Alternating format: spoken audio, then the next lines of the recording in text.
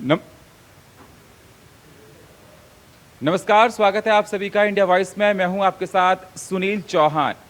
आप देख रहे हैं रिपोर्टर लाइव। रिपोर्टर लाइव में हम दिन भर की बड़ी खबरों की जानकारी आपको देते हैं, अपने संवाददाताओं से लेते हैं। तो चलिए शुरुआत करते हैं रिपोर्टर लाइव की आज की महत्वपूर्ण खबरों के साथ। बेंगलुरु में विपक्षी दलों की ये बैठक हुई जिसमें एक नया नाम महागठबंधन को दिया गया। क्या वो नाम है, इस खबर की अहम जानकारी दे रहे हैं हमारे सहयोगी दिनकर आनंद। 2024 लोकसभा चुनाव नजदीक है और चुनावी विषाद बिछनी शुरू हो गई है। पटना में विपक्षी दलों की बैठक के बाद 2 दिनों तक के लिए बेंगलुरु में भी विपक्षी दलों की बैठक हुई। इस बैठक में पहले दिन रात्रि भोज का आयोजन किया गया। इस बैठक में 25 दल के नेता शामिल हुए थे। शरद पवार शामिल नहीं हुए विपक्षी दलों की रात्रि भोजन में। वहीं दूसरे दिन विपक्षी दलों की बैठक में शरद पवार भी शामिल हुए। इस बैठक में गठबंधन का नया नाम निकलकर सामने आया जिसका नाम इंडिया रखा गया, जिसको लेकर जेडीयू ने ट्वीट कर बताया चक दे इंडिया। टीएमसी के नेता डेरेक ओब्रायन ने भी ट्वीट कर लिखा कि इंडिया जीतेगा। वहीं आपको बता दें कि लगातार विपक्षी दलों की तरफ से दावा किया जा रहा है कि 2/3 बहुमत विपक्ष के साथ है। अखिलेश यादव ने आज बयान दिया और कहा बीजेपी बुरी तरीके से हारने वाली है। 2024 में 2/3 बहुमत हमारे साथ है। वहीं तेजस्वी यादव ने यह कहा कि बीजेपी से हमें इसलिए लड़ना है क्योंकि बीजेपी डेमोक्रेसी और फेडरलिज्म के खिलाफ है। वहीं आपको बता दें कि आज सत्र की शुरुआत हुई। इस समय मल्लिकार्जुन खड़गे कांग्रेस अध्यक्ष ने कहा कि कांग्रेस किसी पद की चाहत नहीं रखती, बस देश को बचाना है। नरेंद्र मोदी और बीजेपी मिलकर देश के लोकतंत्र पर लगातार प्रहार कर रहे हैं, इसलिए आज से यह गठबंधन जरूरी है। इस गठबंधन को लेकर हमने परिकल्पना काफी पहले की थी। भारत जोड़ो यात्रा के बाद लगातार हम देश को जोड़ने की कोशिश में जुटे हुए थे। कैमरा पर्सन सुनिकी के साथ मैं Dinkar Anand, India Voice. PM Narendra Modi ने बेंगलुरु में हुई महाजुठान की बैठक पर जमकर हमला बोला। हमारे सहयोगी नितिन चौधरी की आप ये रिपोर्ट देखिए। देश के प्रधानमंत्री नरेंद्र मोदी ने आज वीडियो कॉन्फ्रेंस के जरिए पोर्ट वेलर वीर सावरकर में एयरपोर्ट का उद्घाटन किया है। इसी दौरान पीएम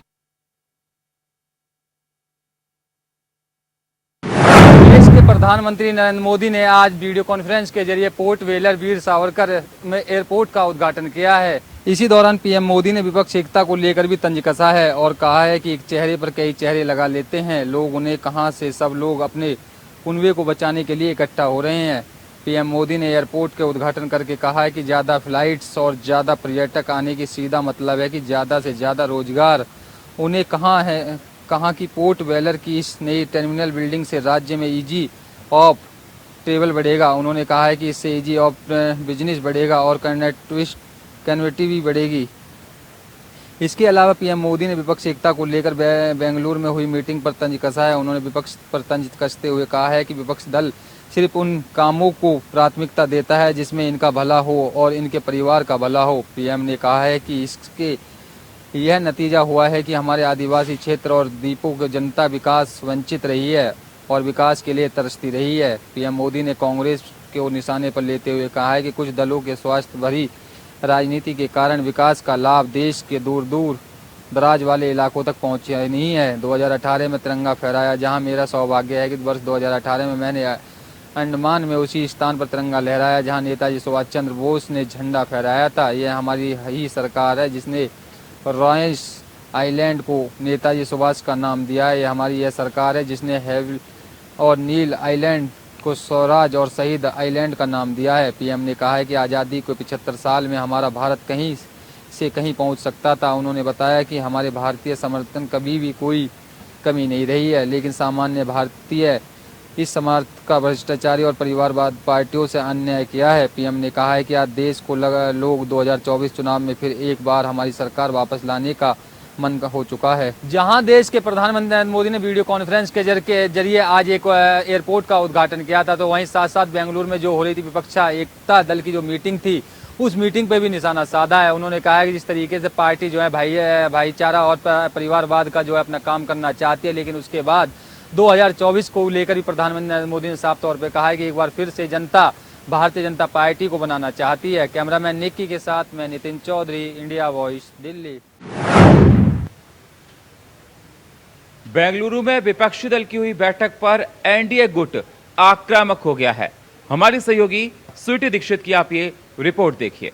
गलियारों में आज बड़ा दिन है क्योंकि आज आज 18 जुलाई है। एक तरफ जहां बीजेपी एनडीए के साथ मिलकर शक्ति प्रदर्शन कर रही है राजधानी दिल्ली में, तो दूसरी तरफ देखिए विपक्ष पार्टी बेंगलुरु में शक्ति प्रदर्शन कर रहे हैं और पूरी तरीके से कोशिश की जा रही है जो लोकसभा चुनाव है उसको साधा जाए। इसलिए बीजेपी हर छोटे बड़े दलों को मिला के एक बड़ा गठबंधन करना चाहती है एनडीए का, और यही कारण है कि बीजेपी ने साफ तौर पे कह दिया है कि उनके साथ 38 ऐसे दल हैं जो कि उनको सहयोग देने वाले हैं। बता दें इसमें कई दल जो है वो बिहार से भी आए हैं, यूपी से भी आए हैं, तो कुछ दल महाराष्ट्र से भी आए हैं बीजेपी के समर्थन में। बिहार की बात कर ली जाए तो जीतन राम मांझी जो कि मुसलधार पे 6% तक उनका वोट बैंक होता है, और ऐसे में ओपी राजभर की बात कर ली जाए यूपी में तो पूर्वांचल में उनका दबदबा माना जाता है। तो चिराग पासवान को नजरअंदाज नहीं किया जा सकता क्योंकि उनका भी दबदबा रहता है, 5% तक वो अपना वोट बैंक लेके चलते हैं हमेशा से। इसलिए बीजेपी पूरी कोशिश कर रही है कि इस बार कोई भी चूक ऐसी ना हो जिससे उनको खामियाजा भुगतना पड़े। पूरी तरीके से अब लगातार विचार विमर्श चल रहा है, जहां एक तरफ विपक्षी दलों का बैठक हो रहा है तो दूसरी तरफ बीजेपी पूरी कोशिश कर रही है कि जो 38 दल है उनको साथ लेके आया जाए, और ऐसा विपक्ष की तरफ से लगातार कहा जा रहा है कि बीजेपी डर चुकी है विपक्ष को इस गठबंधन से लेके, इसलिए वो लगातार अपनी तरफ से भी कोशिश कर रही है, हर एक छोटे बड़े दलों को मिला रही है और आने वाले लोकसभा चुनाव के मद्देनजर अपनी रणनीति और ज्यादा बढ़ाते हुए नजर आ रही है। अब देखना होगा कि इस बैठक के बाद क्या कुछ रणनीति निकलेगी, क्या रोड मैप होगा, कैसे बीजेपी आगे ले जाएगी एनडीए को, क्या ये एनडीए बीच रास्ते में टूट जाएगा या फिर यूं ही बना रहेगा 2024 के रिजल्ट तक। कैमरा पर्सन निकी के साथ स्वीटी। भारतीय कुश्ती संघ के पूर्व अध्यक्ष ब्रजभूषण शरण सिंह को दिल्ली की राउज एवेन्यू कोर्ट से जमानत मिल गई है। इस खबर को बता रही हैं हमारी सहयोगी दीक्षा चौधरी। महिला पहलवानों की यौन शोषण के मामले में बीजेपी सांसद ब्रजभूषण और उनके सह आरोपी को 2 दिन की अंतरिम जमानत मिल गई है। दिल्ली के राउज एवेन्यू कोर्ट में सुनवाई हुई। इस दौरान सुनवाई के तुरंत ही बाद ब्रजभूषण और उनके सह आरोपी को तुरंत ही जमानत दे दी गई। वहीं आपको बता दें ब्रजभूषण के खिलाफ 354A और 354D के तहत मामला दर्ज किया गया था। वहीं इसको लेकर दिल्ली पुलिस ने 1500 पन्नों की चार्जशीट दाखिल की थी, जिसको लेकर आज समन जारी किया गया था। इसके तहत आज राउज एवेन्यू कोर्ट में ब्रजभूषण और उनके सह आरोपी की पेशी हुई। इस दौरान तुरंत ही उनको 2 दिन की जमानत दे दी गई। वहीं इस मामले पर अगली सुनवाई 2 दिन बाद होगी। आपको बता दें ब्रजभूषण के यौन शोषण के मामले में 6 महिला पहलवानों ने आरोप लगाए थे, जिसके चलते आज ब्रजभूषण की समन जारी करने के बाद कोर्ट में पेश हुई थी। आपको बता दें इससे पहले भी ब्रजभूषण के खिलाफ तमाम तरह के कांग्रेस के नेताओं ने भी आरोप लगाया था कि ब्रजभूषण की गिरफ्तारी क्यों नहीं हुई। इसको लेकर तमाम तरह की पार्टियों ने ब्रजभूषण के खिलाफ, इसके साथ ही बीजेपी के खिलाफ भी तमाम तरह के आरोप लगाए थे कि आखिरकार ब्रजभूषण के यौन शोषण मामले में अभी तक गिरफ्तारी क्यों नहीं हुई। वहीं इसको लेकर दिल्ली पुलिस का कहना है कि ब्रजभूषण के खिलाफ ब्रजभूषण ने सभी नियमों का पालन किया, जिसके तहत उनकी गिरफ्तारी नहीं की गई। कैमरामैन निक्की के साथ Diksha Chaudhary, India one. Modi surname को लेकर राहुल गांधी को सुप्रीम कोर्ट से राहत मिली है। सुप्रीम कोर्ट ने याचिका सुनने पर हामी भर दी है। इस खबर को बता रही हैं हमारी सहयोगी जूही सिंह।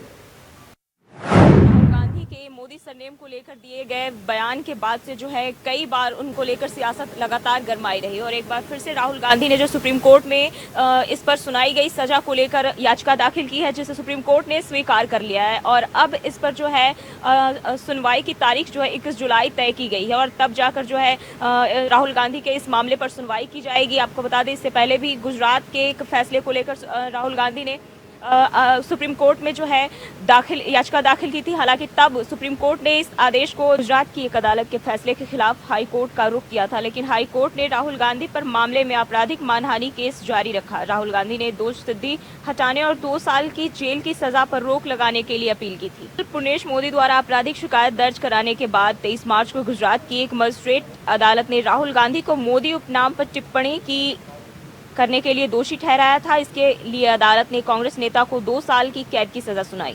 इस सजा के साथ ही सांसद के रूप में उनकी जो है वो अयोग्य भी घोषित कर दिए गए। फैसले के तुरंत बाद लोकसभा सचिवालय ने अधिसूचना जारी कर राहुल गांधी को केरल के वायनाड से सांसद के रूप में अयोग्य घोषित कर दिया था। राहुल गांधी ने सत्र अदालत का दरवाजा खटखटाया, जिसने 20 अप्रैल को उनकी सजा पर रोक लगाने की याचिका खारिज कर दी। 20 अप्रैल के आदेश में अदालत ने सांसद और देश की दूसरी सबसे बड़ी राजनीतिक पार्टी के पूर्व प्रमुख के रूप में राहुल गांधी के कद का हवाला दिया और कहा था कि उन्हें अपनी टिप्पणियों में अधिक सावधान रहना चाहिए। इसके बाद राहुल गांधी ने उच्च न्यायालय का दरवाजा खटखटाया और इसकी तरफ से जो है ये अपील 15 जुलाई को की गई थी, जिसमें राहुल गांधी के सांसद की सदस्यता को दोबारा से लागू करने की अपील की गई थी। हालांकि इसके ठीक एक हफ्ते बाद कोर्ट ने जो है इस अपील को बर्खास्त कर दिया था, इस अर्जी को खारिज कर दिया था। कैमरामैन निकी के साथ मैं जूही।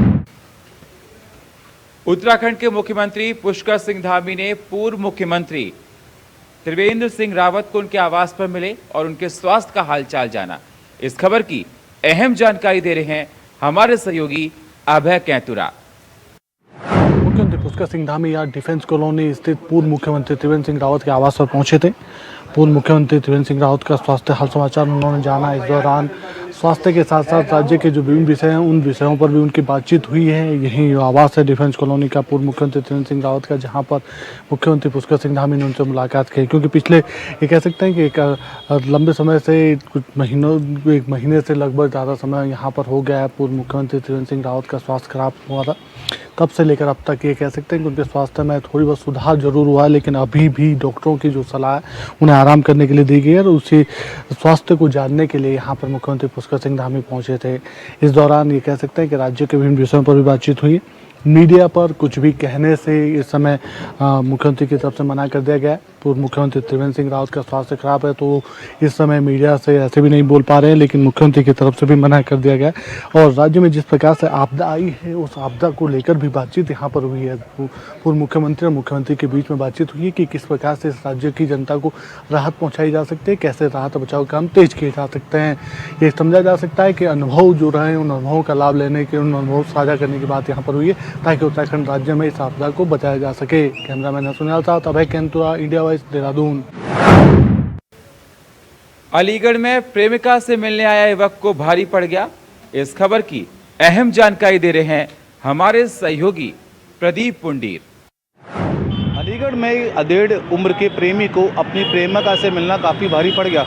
पूरी घटना थाना इगलास क्षेत्र के गांव की है, जहां पर एक अधेड़ उम्र का जो प्रेमी है, इसकी उम्र तकरीबन 50 वर्ष बताई जाती है, अपनी प्रेमिका से मिलने उसके घर पहुंचा कि तभी अचानक से उसके परिजन जो है जाग गए।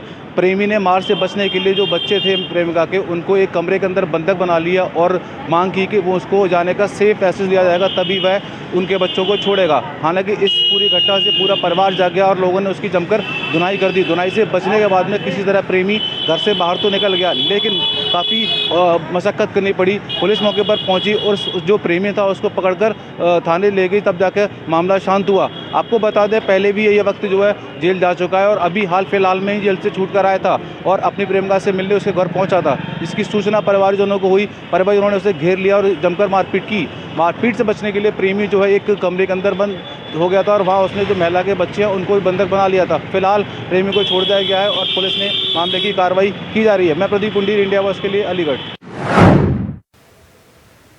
मिर्जापुर में प्रधान और उसके सहयोगी ने 10वीं की छात्रा के साथ दरिंदगी की है। इस खबर को बता रहे हैं हमारे सहयोगी कमलेश कुमार। मिर्जापुर के लालगंज में एक प्रधान और उसके साथी के ऊपर लगा है गंभीर आरोप। आपको बताते चले कि एक लड़की को ये लोग बहला फुसला से कई महीनों से ये लोग रेस्टोरेंट पे ले जा रहे थे। आपको बताते चले कि ये लड़की जो है, जो छोटी बच्ची है, ये 10वीं कक्षा में पढ़ती है। इसकी उम्र है 14 साल, अभी नाबालिग है। एक प्रधान और उनके साथी लोग मिल के इनके साथ जो है कि एक गलत काम किया गया। रेस्टोरेंट में जो खाने नाश्ता करने के बहाने, आपको बता दें, जो लालगंज में एक बैंक ऑफ बड़ौदा के बगल में स्पाइसी कुछ करके ऐसा ही आप रेस्टोरेंट है, जहाँ पे लोग ले गए, उस रूम में ले गए और उसके साथ सामूहिक दुष्कर्म किया प्रधान और उसके साथी लोग मिलकर।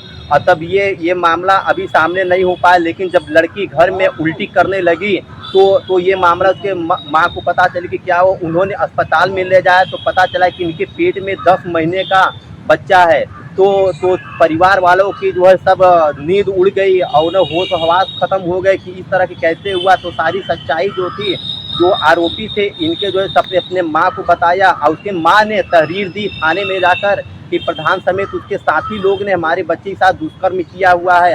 आपको बताते चले यही खबर पाते पुलिस अधीक्षक मिर्ज़ापुर के संतोष मिश्रा ने मौके पर गए और वहां पर जो रेस्टोरेंट है रेस्टोरेंट की जांच की और जो जिनको आरोपी की डीएनए जांच चलाई जा रही है, जिसमें आरोपी जो पकड़े जाएंगे इन पर कड़ी से कड़ी कार्रवाई की जाएगी।